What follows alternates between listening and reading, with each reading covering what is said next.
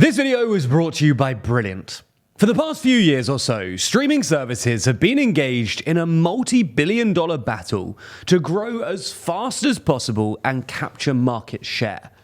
However, as interest rates have risen and demand for new content has dried up post-pandemic, companies have responded by battening down the hatches and trying to squeeze as much money as possible out of their existing subscriber base.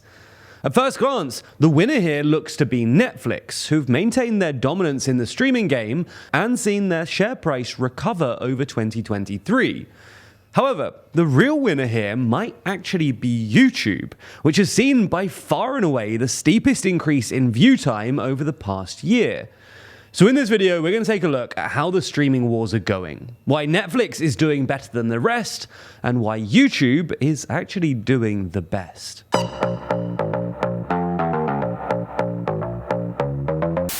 So, let's start with a quick recap of how the streaming wars are going. In the late 2010s and during the pandemic, there was a sort of streaming gold rush, as big players plowed billions of dollars into streaming to guarantee themselves a share of this apparently lucrative market. When digital companies like Netflix started producing competitive original content in the 2010s, the Hollywood establishment started worrying that Silicon Valley was making a play for its business. Like many other industries before them, music, books, taxis, the movie industry suddenly looked at risk of being replaced by a flashy digital surrogate. And Netflix and co. weren't quiet about their ambitions either. In 2013, after Netflix released the critically acclaimed House of Cards, its CEO, Ted Sarandos, told investors that the goal is to become HBO faster than HBO becomes us. To defend their position, establishment titans like Disney, HBO, and Paramount plowed billions of dollars into developing their own streaming services. Netflix and co. then responded in kind, borrowing and investing billions of dollars in an attempt to supercharge their growth and capture market share. And this investment only grew in 2020 and 2021, when money was cheap and the pandemic spurred demand for new shows. However, in the past 18 months or so, as the cost of borrowing has increased and subscriber growth has stalled, the streaming gold rush has apparently come to an end. In fact, subscriber bases started shrinking, and many streaming services started posting billion-dollar losses throughout 2022. Now, these companies then reacted by focusing less on subscriber growth and more on cutting costs and squeezing as much money out of their existing subscriber base as they could. To do this, they laid staff off, stopped commissioning as many shows, and cut writer costs. Some of them also introduced ads or tiered subscriptions, and Netflix specifically cracked down on shared subscriptions. And this tighter monetary environment has proven especially difficult for smaller streaming services who don't have piles of cash in the bank. And there's a good chance that if borrowing costs stay high for a while, these smaller companies could end up being bought out by their bigger, cash-rich peers. The richest of these is Apple, which obviously has a presence in the streaming industry via Apple TV, and has literally the biggest cash reserve of any company in the world, with an estimated $160 billion. In fact, Apple is so rich that in 2021, when it decided to borrow $14 billion in 5-year notes, its annual interest rate was just 0.7%. That means that, incredibly, Apple could borrow money roughly as cheaply as the US government. But perhaps the one company that's truly the exception to this tightening and this squeezing of budgets is Netflix. Like other streaming services, Netflix did have a tough 2022. In fact, we made a whole video about it. But it's rebounded significantly this year. You can see this just by taking a look at their stock price, which fell 75% from October 2021 to May 2022, but has since recovered about 2/3 of its 2023 value. Netflix's revival seems to have something to do with the fact that it has the deepest content library, which means that it was the least affected by Hollywood's writers' strike, which began on May 7 with the Writers Guild of America. Anyway, according to its Q3 report, Netflix's profits were actually up 20% year on year, and they added 9 million new subscribers. However, while it's not really a streaming service in the typical sense, perhaps the even bigger winner of the streaming wars this year has been YouTube.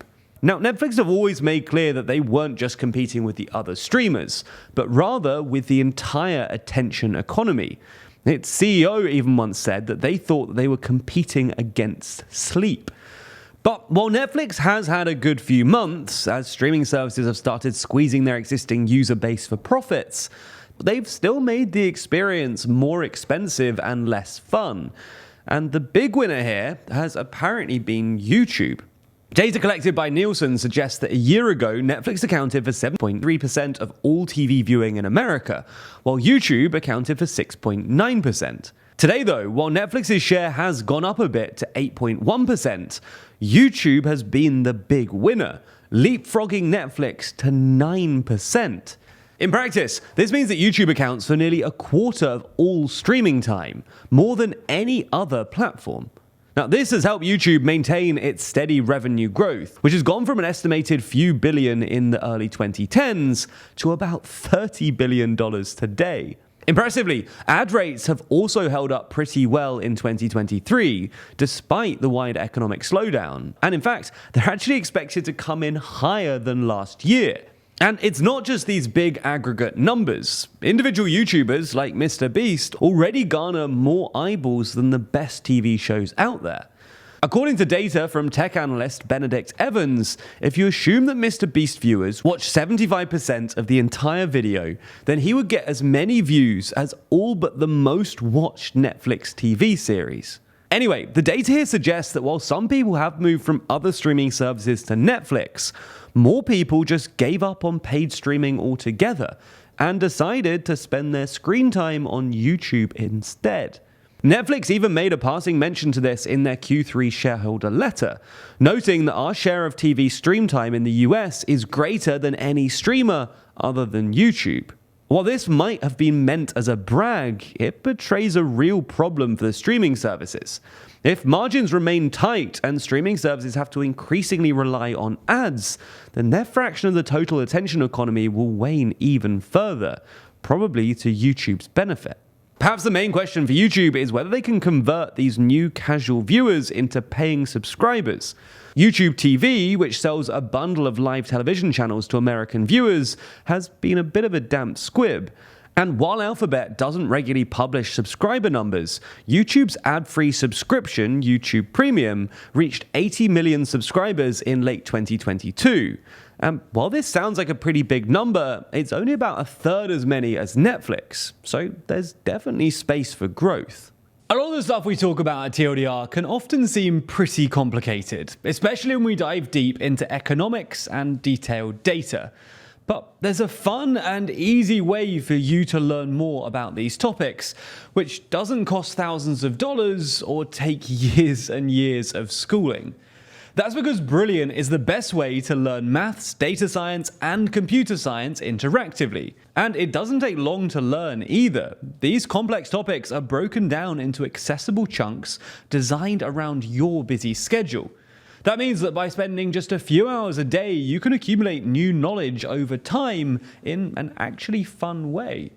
As time goes on, you'll get used to that empowering feeling of learning too, because this isn't just about memorization and lectures.